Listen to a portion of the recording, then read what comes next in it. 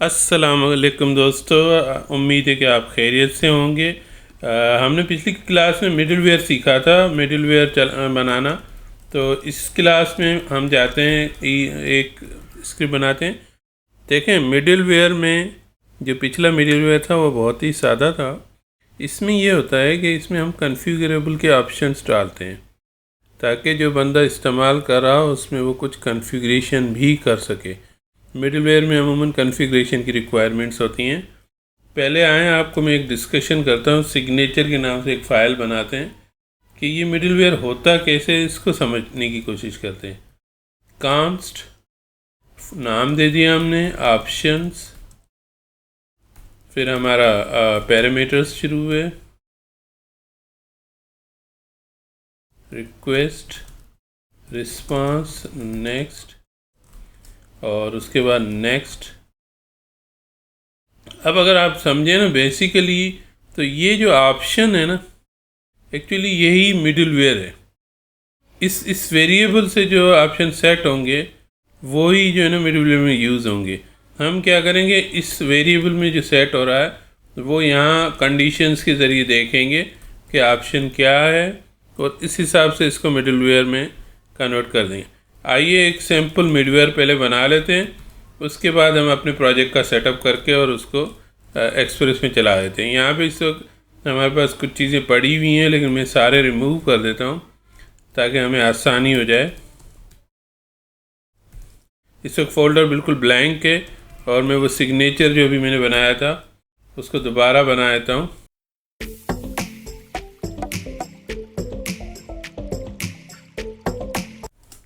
तो ये फ़ाइल यहीं पड़ी होगी। अगर आप लोग आपको पता ही है कि मैं सारी जितना भी ट्यूटोरियलिंग का काम कर रहा हूँ वो गिटहब पे रख रहा हूँ, तो आप वहाँ से इसको एक्सेस कर सकते हैं। अब हम एक सैम्पल मिडवेयर बनाते हैं।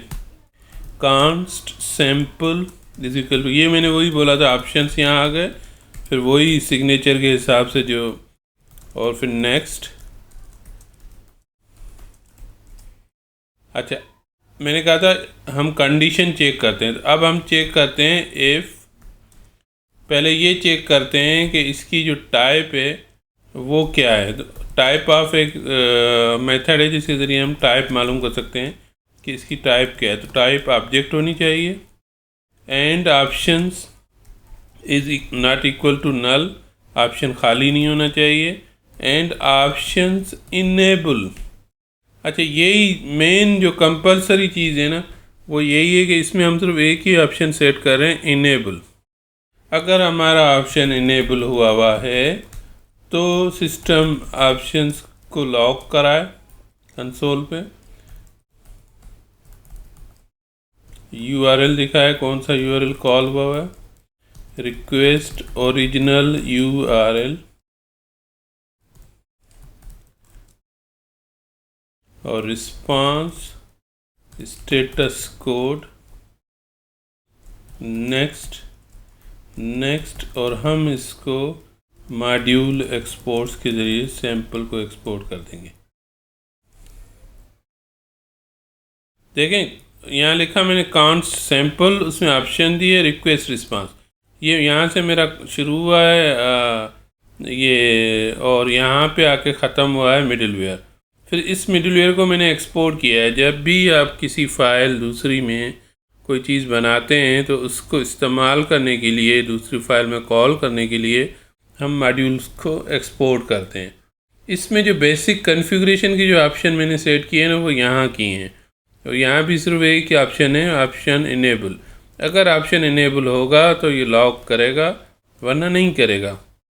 तो आइए हम इसको इस्तेमाल करके देख लेते हैं। इनिट वाई एंड ये मैक में है। अगर मैं 2-3 कमांड एक साथ चलाना चाहूँ तो एंड दे सकता हूँ। आई हैव नॉट श्योर कि विंडोज़ में भी होता है, लेकिन विंडोज़ में भी डेफिनेटली ऐसी कोई कमांड होगी। तो ये मैंने एक ही कमांड में प्रोजेक्ट इनिट कर दिया और प्रोजेक्ट में एक्सप्रेस भी ऐड कर दिया। जी, तो आप अभी देख सकते हैं कि मेरे पास मॉड्यूल्स इंस्टॉल हो चुके हैं, और मैं ये एक फ़ाइल बनाऊंगा कॉन्फ़िगरेशन मिडिलवेयर की, जिसमें मैं पूरा प्रोजेक्ट आपको बना के दिखा दूंगा किस तरह से बनता है। तो कांस्ट एक्सप्रेस वही का वही जैसे हम लिखते हैं। एक सैम्पल जो हमने देखा, हमने एक जो सैम्पल बनाया है ना, उसको हम हमेशा जो है ना इंपोर्ट करने के लिए यहाँ पे उसका जो है ना रूट का पाथ देते हैं। अब अगर ये विदिन किसी और डायरेक्टरी में जा रहा होगा तो हमें वहीं का पाथ देना पड़ेगा। जो नोड मॉड्यूल में इंस्टॉल होते हैं मॉड्यूल, उनके लिए कोई पाथ देने की ज़रूरत नहीं है, लेकिन जो बगैर मॉड्यूल के हैं उनके लिए हमें पाथ देना पड़ता है। अब यहाँ पे हमें वही मिडिलवेयर यूज़ करूँगा, सैम्पल हमने मिडिलवेयर का नाम दिया था, इनेबल ट्रू कर दिया और उसके बाद इसको क्लोज कर दिया। और सिंपली इसमें हम कुछ ज़्यादा डिफ़ाइन नहीं कर रहे, और वही सिर्फ सर्वर को पोर्ट पे माउंट कर रहे हैं।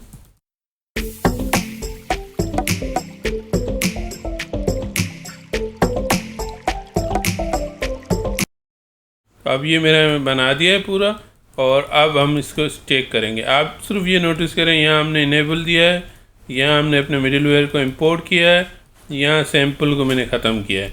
तो अब हम दोबारा इसको चला के देखेंगे। जी, अब ये लिसनिंग मोड में आ गया। अब हम अपना ब्राउज़र खोलेंगे। जी, ये ब्राउज़र में हम आ गए। अच्छा, ब्राउज़र को मैं इस तरफ ले आता हूँ ताकि नीचे से लॉग भी नज़र आए, क्योंकि इसका पर्पज़ ही सारा ये है कि लॉग करेगा। ये देखिए, अब जैसे मैं रिक्वेस्ट दे रहा हूँ तो नीचे लॉग बन रही है। अब अगर आप इसको टर्मिनेट करें, यहाँ इनेबल की जगह मैं फॉल्स कर देता हूँ। ये मैंने ऑप्शन सेट किए थे मिडिलवेयर के, तो ये मैं फॉल्स कर देता हूँ। अब आप चलाएं, देखें नीचे कोई लॉग नहीं बन रही जैसे यहाँ बन रही थी। तो इस टाइप के मिडिलवेयर को कहा जाता है कॉन्फ़िगरेबल मिडिलवेयर, जिसमें हम ऑप्शंस डाल देते हैं, उसी हिसाब से अमल करते हैं। तो ये अब आपको समझ आ गया होगा यकीनी तौर पे। बहुत ही सादा सिंपल था, देख लें, कुछ ज़्यादा कोड्स भी नहीं है इसमें। तो ये हमारा इंशाल्लाह अगले टॉपिक पे जाएंगे। लेसन 5 हमारा जो है ना, ये लेसन 5 एंड हो रहा है, क्योंकि इसमें काफ़ी सारा हो गया। अब अगला हमारा स्टैटिक एसिड्स के बारे में, एक बिल्ट इन मिडलवेयर है, उसका लेक्चर होगा।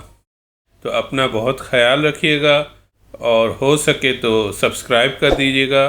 बहुत बहुत शुक्रिया। अल्लाह हाफ़िज़।